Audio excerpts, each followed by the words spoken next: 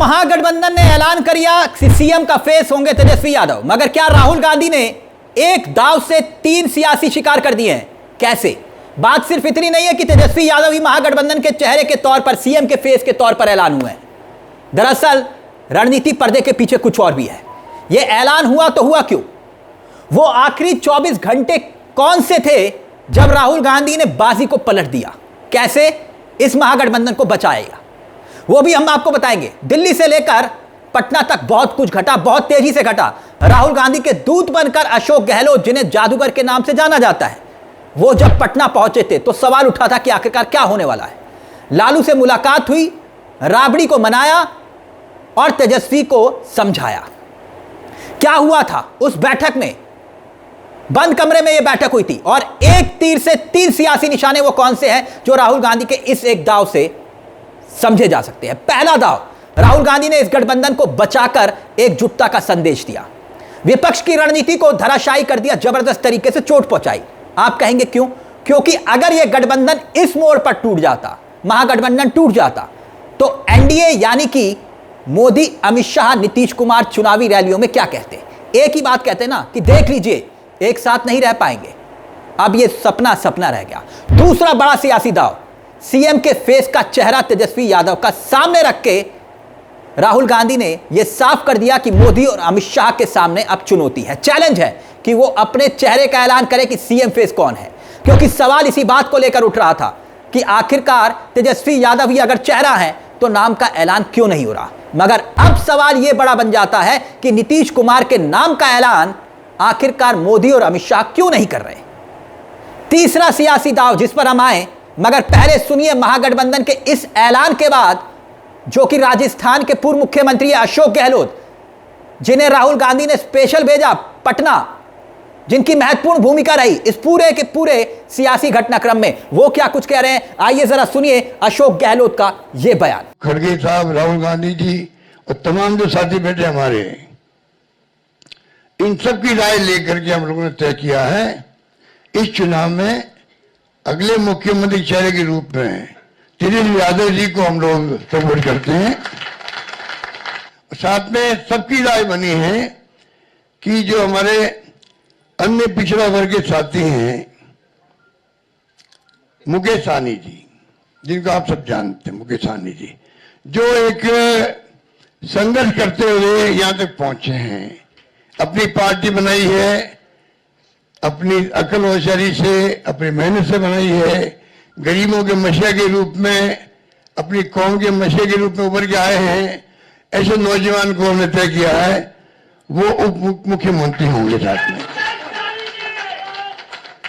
इसके साथ में जो आपके यहाँ बहुत सारे समाज भी हैं, सामाजिक इक्वेशन अलग तरह की है, तो जो अन्य सामाजिक वर्गों के लोग हैं उनमें से मुख्यमंत्री और बनाए जाएंगे, उप मुख्यमंत्री और बनाए जाएंगे। देखिए कितनी दिलचस्प बात है। देश की होनहार मीडिया कह रही थी कि भाई ये महागठबंधन तो खत्म हो गया, लेकिन एक साथ एक मंच पर महागठबंधन के नेता दिखाई दे रहे हैं।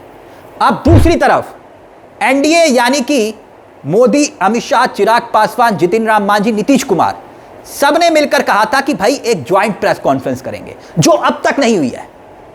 अब तक नहीं हुई है। प्रेस कॉन्फ्रेंस का ऐलान हुआ था, मगर नीतीश कुमार की नाराजगी की खबरें आई और 23 तारीख गुजर जाने तक अब तक प्रेस कॉन्फ्रेंस नहीं हुई, साझा प्रेस कॉन्फ्रेंस। मगर देश की होनहार मीडिया क्या यह सवाल पूछेगी? नहीं ना, कि भाई आपने तो ज्वाइंट प्रेस कॉन्फ्रेंस का जिक्र किया था, अब तक आपने क्यों नहीं की? मगर एनडीए से सवाल नहीं होंगे। खैर, तीसरे दाव पर आते हैं। तीसरा दाव, मुकेश सहनी को डिप्टी सीएम के चेहरे को घोषित करना। आप कहेंगे कि आखिरकार मुकेश सहनी को इस वक्त डिप्टी सीएम का चेहरा क्यों घोषित किया गया? बड़ा सवाल है। विकासशील इंसान पार्टी यानी कि वीआईपी के प्रमुख मुकेश सहनी, मल्हा, निषाद, ये तमाम समुदाय के एक नेता हैं। और 2023 का जातीय सर्वे देखेंगे ना, तो सर्वे के मुताबिक समुदाय की जो बिहार में आबादी है, इस समुदाय की करीब करीब 9% है। समझ रहे हैं आप? 9%। इस एक समुदाय का वोट बैंक जहां भी जाएगा, एक मुश्त अगर जाता है तो बहुत बड़ा खेल हो जाएगा। इसलिए यह फैसला हुआ है। सुनिए आखिरकार क्या कुछ कह रहे हैं महागठबंधन के नेता राहुल गांधी ने पर्दे के पीछे रहकर इस गठबंधन को ऐन वक्त पर बिखरने से कैसे बचाया, वो भी आपको दिखाएंगे। लेकिन पहले सुनिए क्या कह रहे हैं महागठबंधन के नेता। हम दिल से धन्यवाद देते हैं कि सभी महागठबंधन के साथियों ने मुझ पर पुनः भरोसा जताया है। इसके लिए सभी हमारे महागठबंधन के नेता हों, कार्यकर्ता हों, उन सब लोगों को दिल से हम धन्यवाद देते हैं।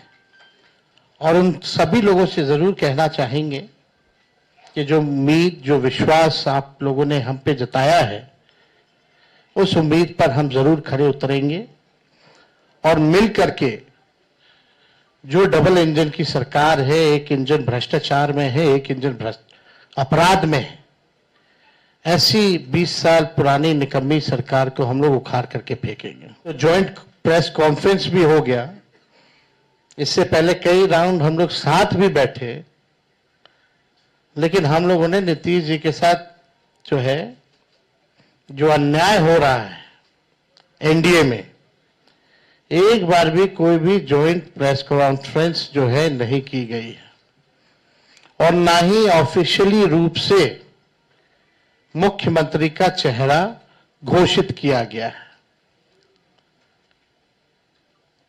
तो हम लोग तो शुरू दिन से ही कह रहे थे कि भाजपा के लोग नीतीश जी को दोबारा मुख्यमंत्री नहीं बनाएंगे। अब ये महागठबंधन एक साथ एक छत के नीचे दिखाई दे रहा है, मगर ये आसान नहीं था। 16 तारीख पर आइए, अब देखिए कैसे बचा ये गठबंधन। 16 तारीख खबर याद करिए, मुकेश साहनी वीआईपी पार्टी के मुखिया 12 बजे प्रेस कॉन्फ्रेंस करके ऐलान करने वाले थे इस बात का कि भाई अब वो इस महागठबंधन का हिस्सा नहीं होंगे। जैसे ही ये खबर दिल्ली में राहुल गांधी तक पहुंची, राहुल गांधी ने खुद मोर्चा संभाल लिया। जो 12 बजे प्रेस कॉन्फ्रेंस होने वाली थी वो स्थगित हुई 4 बजे तक के लिए। फिर खबर आई कि 4 बजे वाली प्रेस कॉन्फ्रेंस भी स्थगित हो गई 6 बजे तक के लिए, शाम 6 बजे तक के लिए। और 6 बजे वीआईपी पार्टी के नेता सामने आए, बोले कि राहुल गांधी का फोन आया, मुकेश साहनी ने इसी गठबंधन में रहने का फैसला किया है। यानी राहुल गांधी ने मना लिया, गठबंधन के साथ रहने का ऐलान मुकेश साहनी ने किया। पहला कदम था ये। और फिर उसके बाद 19-20 तारीख को खबरें उड़ी कि कांग्रेस और आरजेडी ने लगभग 12 सीटों पर घमासान के बीच आपस में एक दूसरे के खिलाफ कैंडिडेट उतार दिए, सिंबल दे दिए। अब फिर सवाल उठा कि भाई कुर्बानी देगा कौन या महागठबंधन खत्म। राहुल गांधी ने फिर मोर्चा संभाला, तेजस्वी यादव को फोन किया।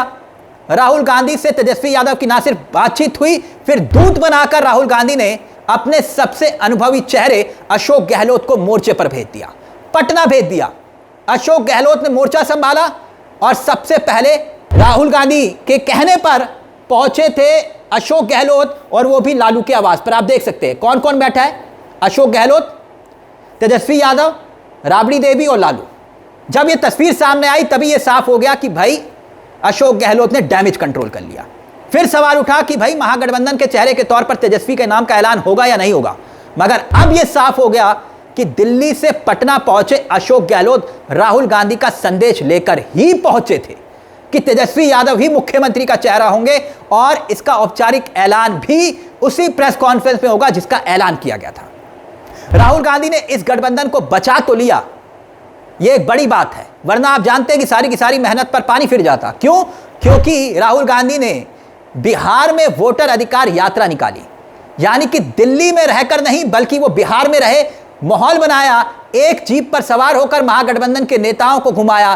तेजस्वी यादव, मुकेश साहनी 1300 किलोमीटर की यात्रा निकाली, वरना सारी मेहनत धरी की धरी रह जाती, गठबंधन टूट जाता। तो इस मुद्दे को लेकर आप क्या सोचते हैं? आपको क्या लगता है कि महागठबंधन ने जो चुनौती या चैलेंज मोदी अमित शाह के सामने रख दिया है कि भाई अब अपने चेहरे का ऐलान करिए, क्या वो चैलेंज अमित शाह कबूल करेंगे?